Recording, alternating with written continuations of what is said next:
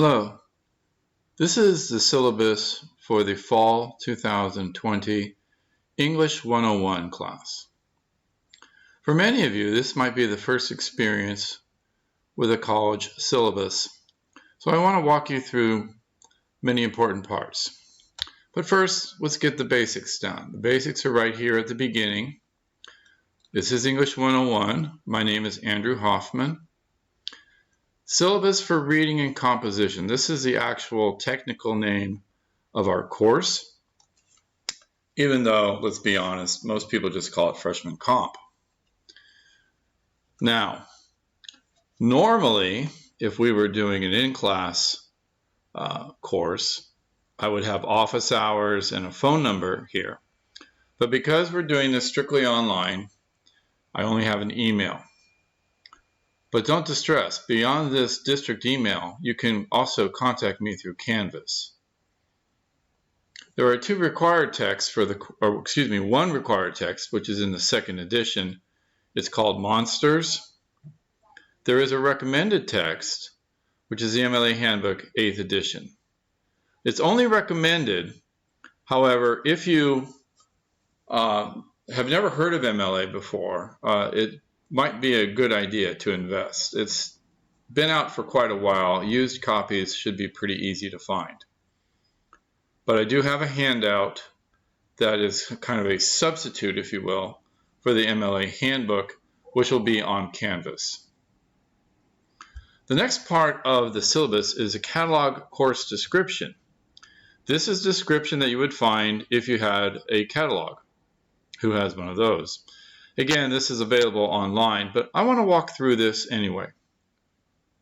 This course is designed to transfer level students, or for those who want to develop competence in college level reading and composition. In this course, students read, analyze, discuss, and think critically using a variety of works and sources. Based on these activities, students write essays, fully documented research projects, and other types of text for various purposes and audiences. This written work, which demonstrates effective, logical, and precise expression of ideas, totals at least 6,000 graded words. Designated sections of this course may be taught from a specific cultural perspective. Well, this particular one is not. Now, the big number here, 6,000. By the end of the semester, if you have done the work, you will easily pass 6,000 graded words, okay? The course is set up to do that. Now you might ask, where did that number come from? And the answer is fairly simple. This is the number of words needed to transfer. So English 101, our freshman composition course, is our transfer level course, our first transfer level course in English. Now, this is my own sentence down here. A basic assumption I make as I teach this course is that each student intends to transfer to a four-year institution. Now, don't freak out. I know that that is not everybody.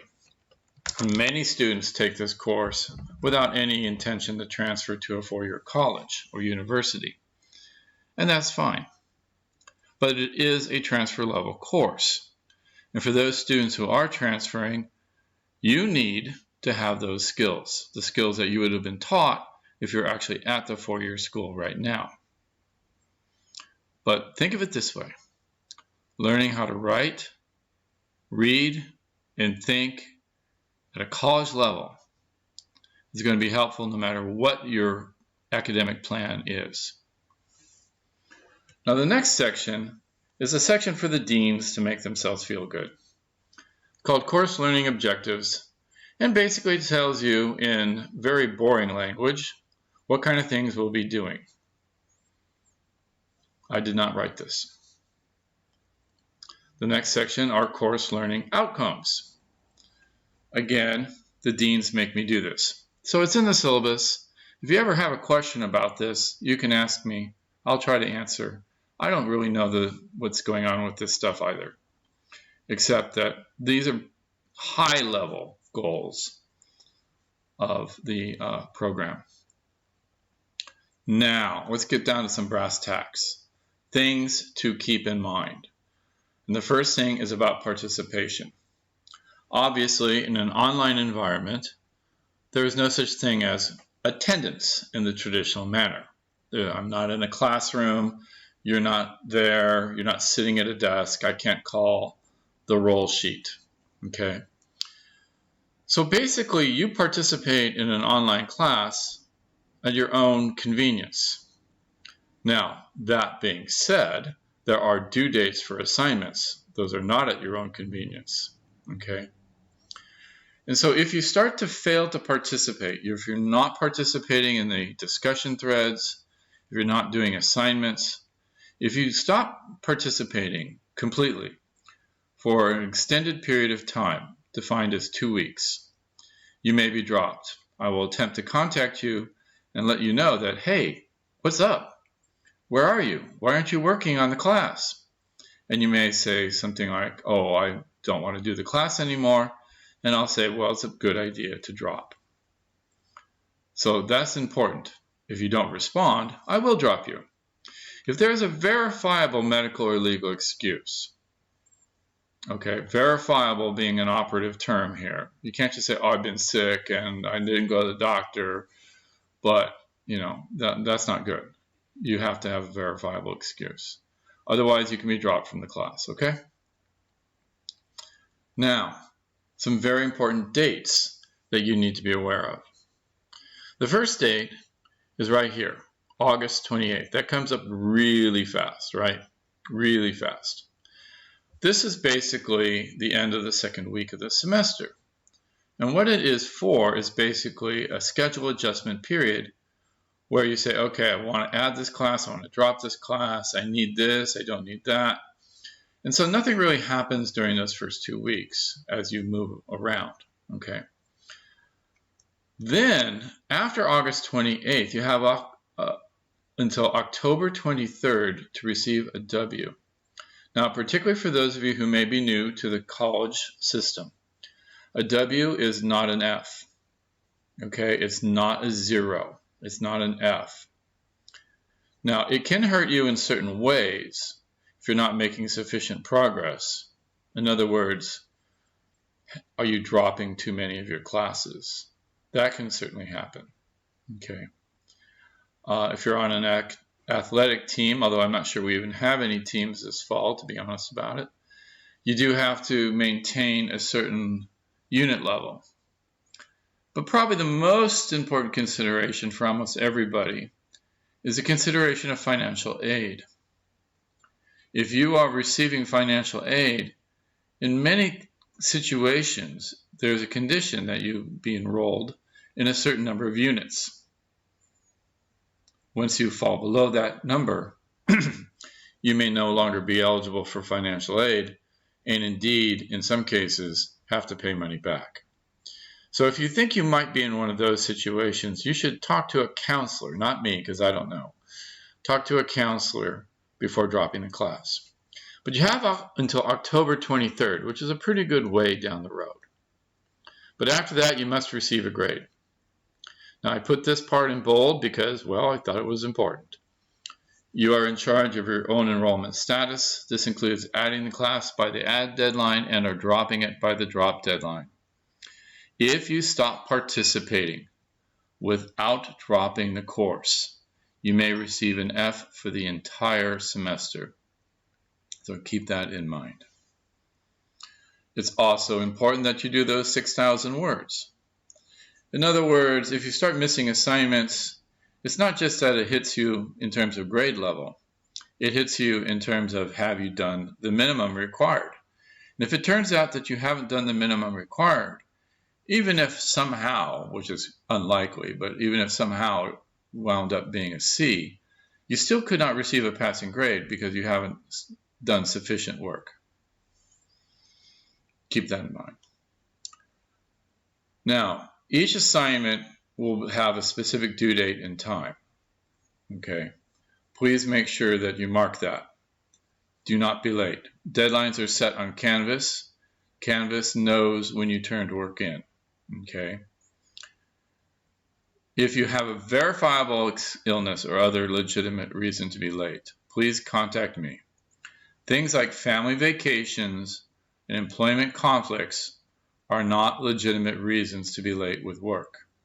This is why we have a distance ed situation, so you have the ability to work on your own time, make that time, make it work. If you disappear, as I said, expect an F. Now, one of the things that you'll see when you get the first assignment, which is obviously not today, is that all assignments have minimum requirements. These include objective considerations such as word count, source requirements, and other kinds of requirements that may show up for each assignment. These are always objective. You either have it or you don't. It's not a subjective situation where I say, well, it could be, it couldn't be. No, you either have the number or you don't. So if you're supposed to have, let's say, 4 sources for a paper, and you don't have 4 sources, that's a pretty easy call, right? You say, oh, I have 2 sources, or I have 3 sources. Well, that's not 4. But again, it's never an attempt to be tricky. So if you're unclear about what the requirements are, please ask. Now, over the course of the semester, there are going to be a few short essays, which will be 10%. That's 3 of them. There'll be class participation, and class participation is basically the work that we do leading up into our papers. Thesis sentence workshops, quizzes that I may or may not give you, and any sort of other work will total 20%. Discussion threads, which will be done weekly, are worth 30% of the total grade in the class. Pretty good chunk of change for those, too. The final research paper, which is the biggest work of the semester, will be worth 20%. All right? That's where you show me what you have learned. There are no pluses or minuses at Mesa College, so everything is a straight A, B, C, or D. So if you wind up in a gray area, between 2 grades, which I define as plus or minus 2%, you may or may not be moved up or down depending on other considerations. Usually it's not down. But if you have, for instance, an 88.5%, that could be an A. It doesn't have to be a B. But on the other hand, it's not guaranteed to be an A, especially, for example, if your final paper was not particularly impressive. Please remember, this is true for all classes here on campus. Students with disabilities who may need academic accommodations should discuss options with their professors during the first 2 weeks of class. 9 is about plagiarism, and plagiarism is something we're probably going to talk about separately on our own time. I think it's pretty easy what most people understand plagiarism is. It's taking somebody else's work and pretending it's your own. It could even be taking your own work done in a previous class and submitting it again. Okay. We will, as I say, have an extensive plagiarism discussion later on this semester, but the grade of a plagiarized work will be an F or a 0. You may face suspension from the class. You may get an F in the course. You may even be expelled or dismissed from Mesa College, as per Procedure 3100.3. Very important that you stay in touch. Always be contacting your email, your Canvas page. You need to check in on virtually a daily basis, if not every other day, okay? If you contact me, I will try to get to you within 48 hours. Usually, I will try to get to you faster than that. Quickly down here is a look at the assignment due dates. This is a preview of what's going to happen, but you might want to mark these dates on your calendar as very important dates.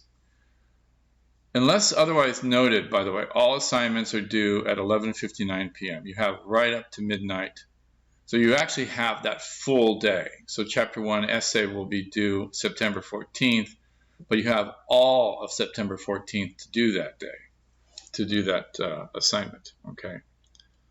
The rest of the syllabus, again, this is something that we may go over independently, the grading scale, and then the MLA format, which I hope many of you are already familiar with how to do. If you have any questions, please do not hesitate to contact me. Thank you.